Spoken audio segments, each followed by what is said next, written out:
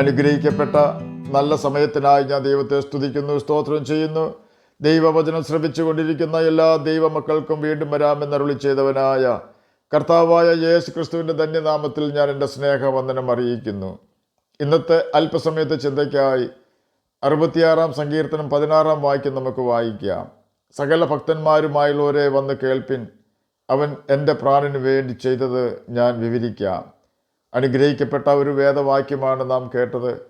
66 സങ്കീർത്തനം ആരെഴുതിയെന്ന് നമുക്കറിയില്ല, എങ്കിലും അതിലെ വരികൾ ശ്രദ്ധിച്ചാൽ ദാവീദ് ഇത് എഴുതി എന്നതിന് സംശയമില്ല. ഉയർച്ചയ്ക്ക് യാതൊരു സാധ്യതയും ഇല്ലാതിരുന്ന സമയത്ത് ദൈവഭയമുള്ളവനായിരുന്ന ദാവീദ് ദൈവത്തെ പ്രസാദിപ്പിക്കുവാനും പാടി സ്തുതിക്കുവാനും തുടങ്ങി. മറ്റെന്തിനേക്കാളും ദൈവമഹത്വം ദർശിക്കുവാനുള്ള അവൻ്റെ ആഗ്രഹം ദൈവം തിരിച്ചറിയുകയും ദൈവം തൻ്റെ മഹത്വം പല സാഹചര്യങ്ങളിലും അവനെ കാണിക്കുകയും ചെയ്തു. ഒരുത്തൻ്റെ വരികൾ യഹോവയ്ക്ക് ഇഷ്ടമായിരിക്കുമ്പോൾ അവൻ അവൻ്റെ ശത്രുക്കളെയും അവനോട് ഇണക്കും എന്ന് സദൃശവാക്യങ്ങൾ 16 അധ്യായം 7 വാക്യത്തിലും, ഒരു മനുഷ്യൻ്റെ വരിയിൽ പ്രസാദം തോന്നിയാൽ യഹോവ അവൻ്റെ ഗമനം സ്ഥിരമാക്കുന്നു എന്ന് 37 സങ്കീർത്തനം 23 വാക്യത്തിലും രേഖപ്പെടുത്തിയിരിക്കുന്നു. ദൈവത്തെ അന്വേഷിക്കുന്ന ബുദ്ധിമാനുണ്ടോ എന്ന് കാണുവാൻ യഹോവ സ്വർഗത്തിൽ നിന്ന് മനുഷ്യപുത്രന്മാർ നോക്കുന്നു എന്ന് 14 സങ്കീർത്തനം 2 വാക്യത്തിൽ രേഖപ്പെടുത്തിയിരിക്കുന്നു. ദൈവം നോക്കിയപ്പോൾ ദാവീദ് ദൈവ ഭയമുള്ളവനായി ജീവിക്കുന്നത് കണ്ടെത്തുകയും ദൈവത്തിൻ്റെ ദാവീദിനെ ബോധിക്കുകയും ചെയ്തു. അതുകൊണ്ട് തന്നെ പാപത്തിൽ വീഴാതെ വണ്ണം ദൈവം അവൻ്റെ പാതകളെ ക്രമപ്പെടുത്തി.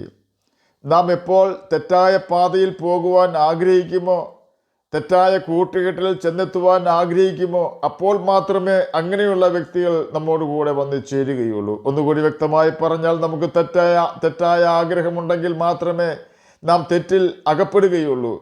കാരണം അങ്ങനെയുള്ള മോശം കൂട്ടുകെട്ടിനെ ആഗ്രഹിക്കുന്ന ഒരു വ്യക്തിയെ ദൈവത്തിൻ്റെ പ്രതിയോഗിയായ സാത്താൻ വശീകരിക്കും. എന്നാൽ ദാവീദിന് ഒരു ആഗ്രഹമുണ്ടായിരുന്നത് യഹോവയുടെ മനോഹരത്വം കാണുക എന്നതായിരുന്നു. അതിന് ദാവീദ് ദൈവസന്നിധിയിൽ സമയം ചിലവഴിക്കണമായിരുന്നു. ദൈവത്തിൻ്റെ കൽപ്പനകൾ അവൻ അനുസരിക്കണമായിരുന്നു. അവൻ എല്ലാ സമയത്തും, ഇനി മരുഭൂമിയിലാണെങ്കിലും, ദൈവമുഖം അന്വേഷിക്കുവാനായി താല്പര്യം ഉള്ളവനായിരുന്നു. ദൈവം അവനോടുകൂടെ വസിച്ചിരുന്നു. എന്നെ കേൾക്കുന്ന പ്രിയ ദൈവമകനെ, ദൈവമകളെ, ദൈവത്തെ അന്വേഷിക്കേണ്ട സമയത്ത് നാം മറ്റു കാര്യങ്ങളിൽ ഏർപ്പെട്ടാൽ നമുക്ക് സമയനഷ്ടമായിരിക്കും ഫലം. നമ്മുടെ ഭാവി തകരുവാനും അത് മുഖാന്തരമായി തീരുവാൻ സാധ്യതയുണ്ട്. എന്നാൽ ദൈവത്തിന് കൊടുക്കേണ്ട പ്രാധാന്യവും സമയവും നാം ദൈവത്തിന് കൊടുക്കാമെങ്കിൽ നമ്മുടെ മക്കളെ നാം നിയന്ത്രിക്കേണ്ടി വരികയില്ല. നമ്മുടെ ജോലി നാം തന്നെ ചെയ്യേണ്ടി വരികയില്ല. കാരണം നമ്മുടെ ദൈവഭയവും ദൈവസ്നേഹവും കാണുന്ന കുഞ്ഞുങ്ങൾ നമ്മെ അനുകരിക്കുവാൻ തുടങ്ങും. ദാവീദ് ദൈവത്തെ പ്രസാദിപ്പിച്ചുവെന്ന് 18 സങ്കീർത്തനം 19 വാക്യത്തിൽ സൂചിപ്പിക്കുന്നു. 18 സങ്കീർത്തനം 19 വാക്യത്തിൻ്റെ അവസാന ഭാഗത്ത് ഇപ്രകാരം രേഖപ്പെടുത്തിയിരിക്കുന്നു: എന്നിൽ പ്രസാദിച്ചിരുന്നത് കൊണ്ട് എന്നെ വിടുവിച്ചു. പാപം ചെയ്യാതെ നാം ദൈവത്തെ പ്രസാദിപ്പിച്ചാൽ ദൈവം നമ്മുടെ കൈവേലയെ സാധ്യമാക്കി തരികയും നമ്മെ അവൻ വിശാലതയിലേക്ക് കൊണ്ടുവരികയും ചെയ്യും. സങ്കീർത്തനക്കാരന് ദൈവം അപ്രകാരം ഉപകാരങ്ങൾ അനവധി ചെയ്തിരുന്നതിനാൽ അവൻ 66 സങ്കീർത്തനം 16 വാക്യത്തിൽ കൂടി നമ്മോട് പറയുകയാണ്: സകല ഭക്തന്മാരുമായുള്ളവരെ വന്ന് കേൾപ്പിൻ, അവൻ എൻ്റെ പ്രാണന് വേണ്ടി ചെയ്തത് ഞാൻ വിവരിക്കാം. ദൈവം ദാവീദിന് അനേക നന്മകൾ ചെയ്തിട്ടുണ്ട്. ലോകപ്രകാരം നോക്കിയാൽ ഇസ്രായേൽ രാഷ്ട്രത്തിൻ്റെ രാജാവാകുവാൻ ദൈവം ദാവീദിനെ തള്ളയാടുകളെ നോക്കിക്കൊണ്ടിരുന്ന ഇടത്തു നിന്നും പടിപടിയായി ഉയർത്തി 40 വർഷക്കാലം അവൻ രാജാവായി. അവനേക്കാൾ കഴിവും സാമർഥ്യവുമുള്ളവർ അനേകർ ഉള്ളപ്പോൾ ശൗൽ രാജാവിനെ നീക്കി ദാവീദിനെ ദൈവം ഇസ്രായേലിൻ്റെ രാജാവാക്കി ഉയർത്തി. അനേകം ശത്രു രാജ്യങ്ങളെ ദാവീദിന് ദൈവം കീഴടക്കി കൊടുത്തു. 12 ഗോത്രമുള്ളതിൽ യഹൂദാ ഗോത്രവും ബെന്യാമീൻ ഗോത്രവും ഒഴിച്ച ശേഷം 10 ഗോത്രം അവനോട് കലഹിച്ചുവെങ്കിലും ദാവീദിനെ ജയിക്കുവാൻ അവർക്ക് കഴിഞ്ഞില്ല. കാരണം ജനത്തിൻ്റെ കലഹത്തിൽ നിന്നും ദൈവം അവനെ വിടുവിച്ചു എന്ന് 18 സങ്കീർത്തനം 43 വാക്യത്തിൽ വിവരിച്ചിരിക്കുന്നു. 18 സങ്കീർത്തനത്തിലും 30 സങ്കീർത്തനത്തിലും ദൈവം തനിക്ക് വേണ്ടി എന്തെല്ലാം നന്മകൾ ചെയ്തിരിക്കുന്നുവെന്ന് വിവരിച്ചിട്ടുണ്ട്. തന്നെയുമല്ല, ദാവീദ് എഴുതിയ എല്ലാ സങ്കീർത്തനങ്ങളിലും അഭിമാനത്തോടെ തൻ്റെ ദൈവത്തെ സ്തുതിക്കുകയും ദൈവം തനിക്ക് ചെയ്ത എല്ലാ നന്മകളെക്കുറിച്ചും വർണ്ണിക്കുകയും ചെയ്യുന്നുണ്ട്.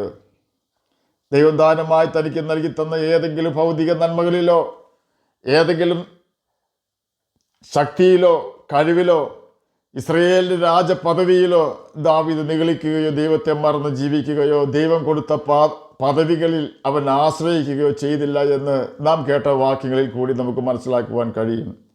ദാവീദിൻ്റെ ഭാഷയിൽ പറഞ്ഞാൽ ഈ വക ഭൗതിക നന്മകളെല്ലാം എൻ്റെ പിന്നാലെ വരും, ഞാൻ യഹോവയുടെ ആലയത്തിൽ ദീർഘകാലം വസിക്കും എന്നാണ് ദാവീദ് പറഞ്ഞിട്ടുള്ളത്.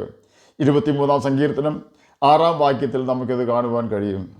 ഈ ഭൗതിക നന്മകളെക്കുറിച്ചല്ല 66-ാം സങ്കീർത്തനം 16-ാം വാക്യത്തിൽ സങ്കീർത്തനക്കാരൻ ദൈവഭക്തന്മാരെ വന്ന് കേൾപ്പിൻ എന്ന് പറഞ്ഞിട്ടുള്ളത്. പിന്നെയോ ദാവീദിന്റെ പ്രാണന് വേണ്ടി ചെയ്ത നന്മകളെ ഉദ്ദേശിച്ചാണ്. അവനെൻ്റെ പ്രാണന് വേണ്ടി ചെയ്തത് ഞാൻ വിവരിക്കാം എന്നാണ് സങ്കീർത്തനക്കാരൻ പറഞ്ഞിട്ടുള്ളത്. ദാവീദിന്റെ പ്രാണന് വേണ്ടി, നമ്മുടെ പ്രാണന് വേണ്ടി ദൈവം എന്തെല്ലാം കാര്യങ്ങളാണ് ചെയ്തിരിക്കുന്നത് എന്ന് നമുക്ക് അല്പമായി ചിന്തിക്കാം. പ്രാണൻ എന്നാൽ ജീവൻ എന്നും ആത്മാവ് എന്നും അർത്ഥമുണ്ട്. പ്രാണൻ എന്ന വാക്ക് ഇംഗ്ലീഷിൽ സോൾ എന്നാണ് രേഖപ്പെടുത്തിയിരിക്കുന്നത്.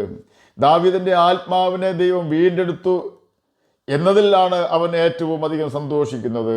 അവൻ്റെ ശരീരം അവൻ മരിച്ചപ്പോൾ ദ്രവിച്ചു പോയി എന്ന് ബൈബിളിൽ തന്നെ രേഖപ്പെടുത്തിയിട്ടുണ്ട്.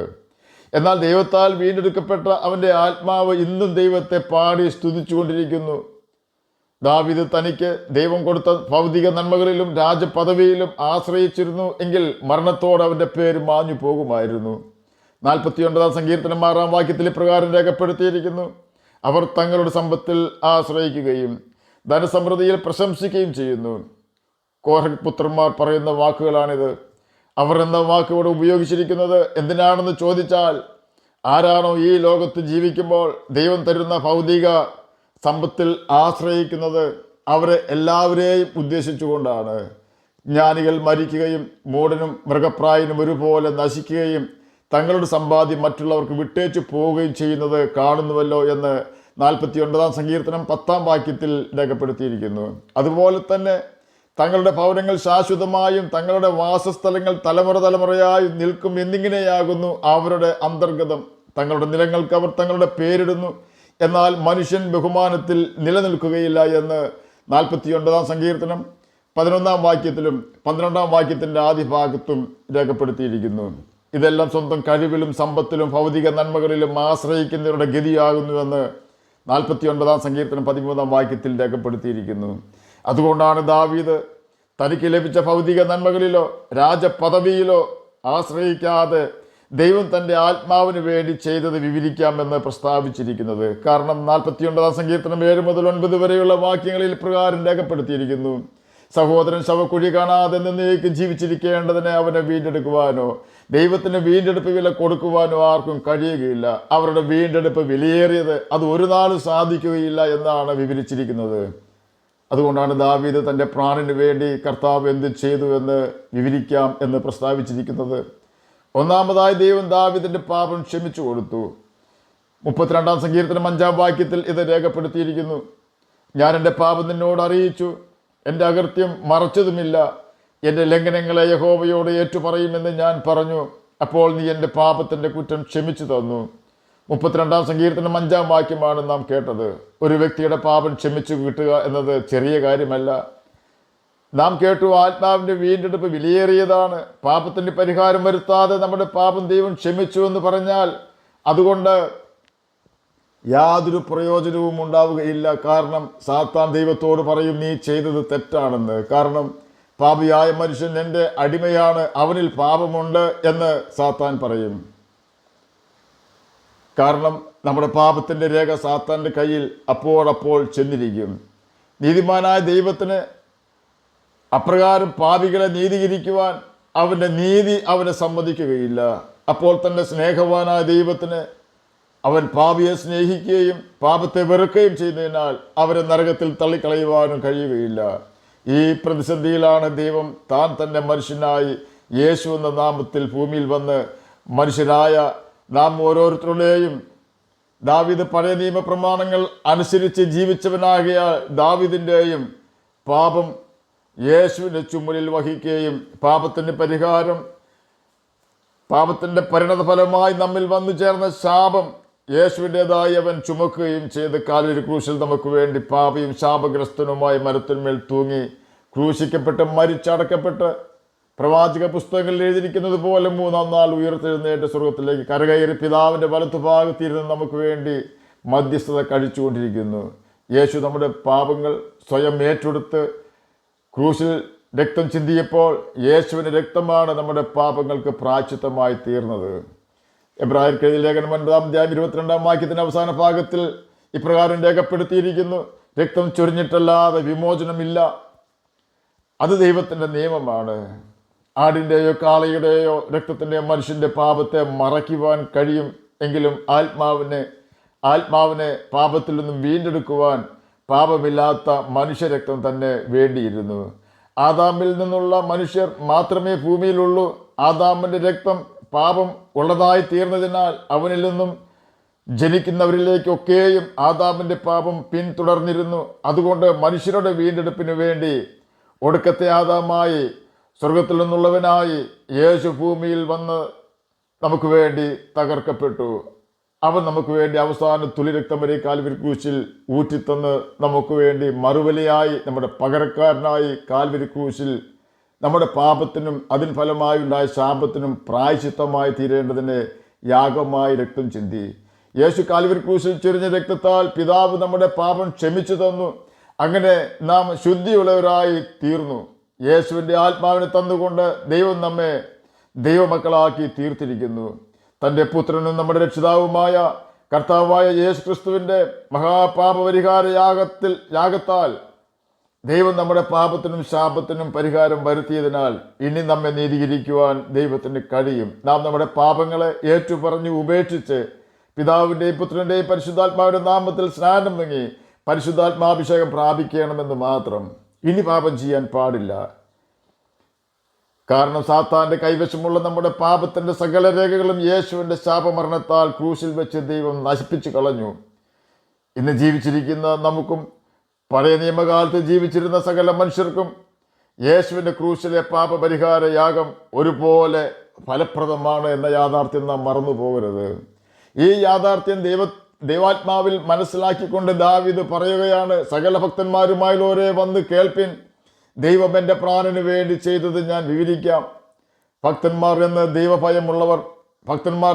ദൈവഭയമുള്ളവർ എന്നാണ് അർത്ഥം. ദൈവഭയമുള്ളവർക്ക് മാത്രമേ ദാവീദിൻ്റെ സാക്ഷ്യത്തിൽ താല്പര്യമുണ്ടാവുകയുള്ളൂ. അതുകൊണ്ടാണ് താൻ ഭക്തന്മാരെ വന്ന് കേൾപ്പിൻ എന്ന് പ്രസ്താവിച്ചത്. ആകയാൽ ദാവീദ് ആത്മരക്ഷ പ്രാപിച്ചതുപോലെ നാം ആത്മരക്ഷ പ്രാപിക്കുവാൻ ദാവീദ് നമുക്ക് ബുദ്ധിപദേശം തരുന്നു. നമ്മെ കർത്താവിൻ്റെ ദാസൻ ഉത്സാഹിപ്പിക്കുകയാണ് ആത്മരക്ഷ പ്രാപിക്കുവാൻ. എന്നെ കേൾക്കുന്ന ഏതെങ്കിലും വ്യക്തികൾ ആത്മരക്ഷ പ്രാപിക്കാത്തവരായിട്ടുണ്ടെങ്കിൽ ഇന്ന് തന്നെ യേശു തരുന്ന ആത്മരക്ഷ സൗജന്യമായി പ്രാപിക്കുവാൻ യേശുവിൻ്റെ അടുക്കിലേക്ക് ഓടി വരൂ. നാളെ എന്ന ദിവസം നമുക്കുള്ളതല്ല എന്ന യാഥാർത്ഥ്യം നാം മറന്നു പോകരുത്. അതുപോലെ തന്നെ ആത്മരക്ഷ പ്രാപിച്ച ദൈവമക്കൾ എന്ത് വില കൊടുത്തും പാപത്തോട് പോരാടി ആത്മരക്ഷ നഷ്ടപ്പെടുത്താതെ സൂക്ഷിക്കുവാൻ ഉത്സാഹിക്കേണ്ടത് ഏറ്റവും ആവശ്യമാണ്. കാരണം നമ്മുടെ ആത്മാവിൻ്റെ വീണ്ടെടുപ്പ് വിലയേറിയതാണ്. അത് കർത്താവായ യേശു ക്രിസ്തു കാൽവരി ക്രൂശിൽ നമുക്ക് വേണ്ടി നിർവഹിച്ചു കഴിഞ്ഞു. നിത്യനരകത്തിൽ നിന്നാണ് കർത്താവ് തൻ്റെ രക്തത്താൽ നമ്മെ വീണ്ടെടുത്തത്. ആകയാൽ അവൻ്റെ കൽപ്പനകൾ പ്രമാണിച്ചുകൊണ്ട് അവൻ്റെ സ്നേഹത്തിൽ വസിക്കുകയും നിത്യജീവൻ നമുക്ക് അവകാശികളായി തീരുകയും ചെയ്യാം. അതിന് കർത്താവ് നമ്മെ സഹായിക്കട്ടെ എന്ന് പ്രാർത്ഥിച്ചുകൊണ്ട് ഞാൻ എൻ്റെ വാക്കുകളിൽ നിന്ന് വിരമിക്കുന്നു. നമുക്ക് പ്രാർത്ഥിക്കാം. ഞങ്ങളെ സ്നേഹിക്കുന്ന സ്വർഗീയ പിതാവേ, നല്ല വചനത്തിനായി ഇങ്ങനെ സ്തുതിക്കുന്നു, സ്തോത്രം ചെയ്യുന്നു. എന്നെ കേൾക്കുന്ന ഏതെങ്കിലും പ്രിയപ്പെട്ടവർ ആത്മരക്ഷ പ്രാപിക്കാത്തവരായിട്ട് ഉണ്ടെങ്കിൽ അങ്ങയുടെ കൃപ അവർക്ക് കൊടുക്കണമേ. അവരുടെ ഹൃദയദൃഷ്ടി പ്രകാശിപ്പിക്കണമേ. അങ്ങയുടെ വചനം വായിക്കുവാനും ഗ്രഹിക്കുവാനും അതിന് പ്രകാരം ജീവിക്കുവാനും മടിയനെ കേൾക്കുന്ന അങ്ങയുടെ മക്കളെ സഹായിക്കണമേ. രോഗത്താൽ ഭാരപ്പെടുന്നവർക്ക് രോഗസൗഖ്യം കൊടുക്കണമേ. പഠിക്കുന്ന കുഞ്ഞുങ്ങൾക്ക് പഠിക്കുവാനുള്ള ബുദ്ധിയും ജ്ഞാനവും ഓർമ്മശക്തിയും കൊടുക്കണമേ. പ്രാർത്ഥന കേട്ടതിനായി സ്തോത്രം. യേശുവിൻ്റെ നാമത്തിൽ തന്നെ ആമേൻ. കർത്താവ് എല്ലാവരെയും അനുഗ്രഹിക്കട്ടെ. സ്തോത്രം.